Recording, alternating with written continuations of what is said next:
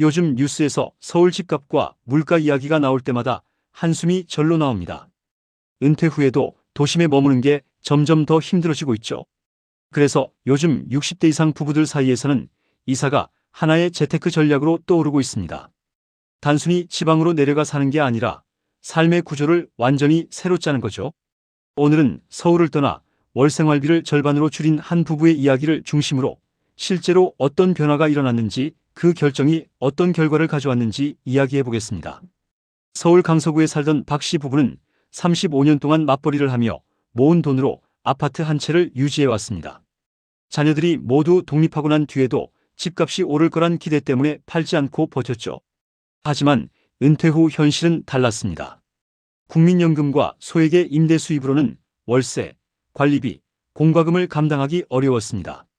매달 적자였고 예금은 빠르게 줄어들었습니다. 부부는 결국 냉정한 결정을 내립니다.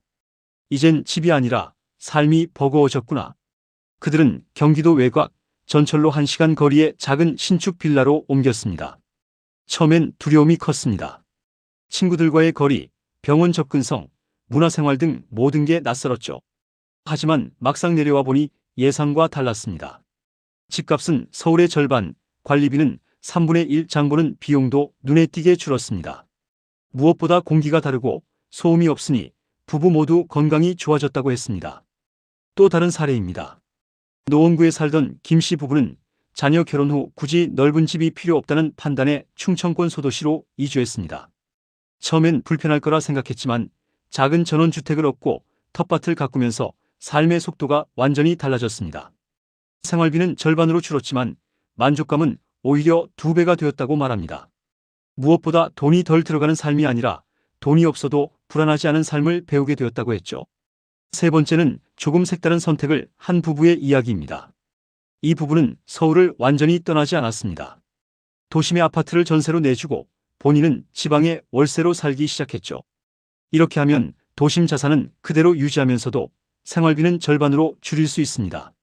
실제로 이들은 월세와 식비, 교통비를 모두 합쳐도 예전의 절반 수준에 불과했고 전세금에서 나오는 이자만으로도 충분히 여유로운 생활을 유지했습니다. 이 세 부부의 공통점은 이사를 비용 절감의 수단으로 본 것이 아니라 삶의 재설계로 본 점입니다. 단순히 싼 곳으로 가는 게 아니라 본인의 생활 패턴에 맞춰 지출 구조를 다시 세운 것이죠. 서울을 떠난다는 건 단지 도시를 벗어나는 게 아니라 소비 습관을 바꾸는 일입니다. 전문가들은 말합니다.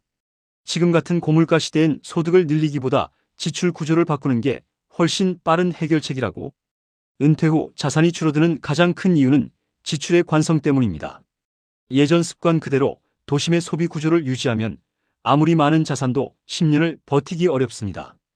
반면 지출 구조를 한 번만 바꾸면 소득이 늘지 않아도 생활의 질은 지킬 수 있죠. 이 부부들이 공통적으로 말하는 건 단 하나입니다. 결정이 어렵지 살면 괜찮다. 실제로 서울을 떠난 후 가장 크게 느낀 건 마음의 여유였습니다. 시간은 느려지고 돈 걱정은 줄었으며 자존감은 오히려 높아졌다고 했습니다. 삶의 무게 중심이 돈에서 생활로 옮겨진 거죠. 그렇다면 단순히 이사만으로 모든 게 해결될까요? 아닙니다. 문제는 어디로 가느냐보다 어떤 구조로 살 것인가입니다. 단순히 집값이 싸다고 무작정 옮기면 의료나 교통 같은 문제로 다시 비용이 늘어날 수도 있습니다. 그래서 다음에서는 실제로 지출 절감 효과가 가장 큰 지역, 그리고 생활비를 줄이면서도 불편함이 덜한 거주 구조를 구체적으로 알려드리겠습니다. 서울을 떠난 부부들이 공통으로 선택한 지역과 그들이 직접 체감한 월생활비 절감의 비밀 구조까지 이어서 이야기할게요. 앞에서 서울을 떠난 부부들의 사례를 봤듯이 이제는 단순히 집값이 싼 곳이 아니라 삶의 구조가 효율적인 곳을 찾는 시대입니다. 2부에서는 실제로 생활비를 절반으로 줄인 부부들이 어떤 방식으로 지역을 고르고 어떤 지출 항목을 줄였는지 구체적인 전략을 살펴보겠습니다. 전문가들은 은퇴 후 이사를 고민할 때 가장 먼저 봐야 할 기준으로 3가지를 꼽습니다. 첫째, 고정비 구조가 단순할 것.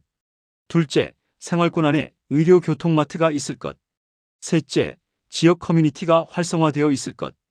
이 3가지를 충족하면 도심의 편의성이 조금 떨어져도 금세 적응할 수 있다고 합니다. 실제로 서울을 떠난 60대 부부들이 공통적으로 선택한 곳은 교통이 좋고 생활비가 저렴한 중소도시 외곽이었습니다. 대표적인 지역이 경기 남부권과 충청권입니다. 평택, 오산, 천안, 아산 같은 곳은 전철 접근성이 좋고 병원 마트 시장도 가까워 노년층이 생활하기 편합니다. 이 지역의 가장 큰 장점은 주거비입니다. 서울 아파트 관리비가 월 15만 원이었다면 같은 평수의 빌라 관리비는 절반 수준입니다. 식재료비도 평균 30% 이상 저렴하고 교통비는 절반 이하로 줄어듭니다. 이렇게만 바꿔도 매달 100만 원 가까운 지출이 줄어드는 셈이죠. 또한 요즘은 공공임대주택이나 시니어 전용 임대단지도 눈여겨볼 만합니다. 예전엔 임대라 하면 부정적인 인식이 많았지만 최근 공급되는 공공임대는 시설이 깔끔하고 관리비가 낮습니다. 실제로 이런 곳으로 이주한 부부들은 집 걱정이 사라지니 마음이 훨씬 편해졌다고 말합니다. 서울의 높은 주거비와 공과금을 벗어나니 여유자금이 생겼고 그 돈으로 여행이나 취미생활을 즐길 수 있게 된 거죠. 생활비 절감을 위해 중요한 건 지출의 항목을 재구성하는 겁니다. 예를 들어 서울에서는 월세 관리비, 주차비, 교통비가 생활비의 절반 이상을 차지하지만 중소도시로 내려가면 이 네 가지가 한꺼번에 줄어듭니다. 여기에 식비와 외식비까지 줄면 자연스럽게 월 생활비는 반토막이 됩니다. 실제로 서울에서 월 200만 원을 쓰던 부부가 지방에선 100만 원대로 충분히 생활하는 경우가 많습니다. 그렇다고 무조건 지방으로 가야 한다는 건 아닙니다. 핵심은 지출이 줄어드는 구조를 만드는 것입니다. 서울 안에서도 비슷한 효과를 낼 수 있습니다. 예를 들어 집을 전세로 주고 자신은 외곽 지역에 월세로 살면 자산은 그대로 두면서도 현금 흐름을 안정시킬 수 있죠. 이렇게 하면 월세 비용보다 전세금 이자가 더 높아 생활비에 보탬이 됩니다. 또 하나의 방법은 공동생활형 주거를 고려하는 겁니다.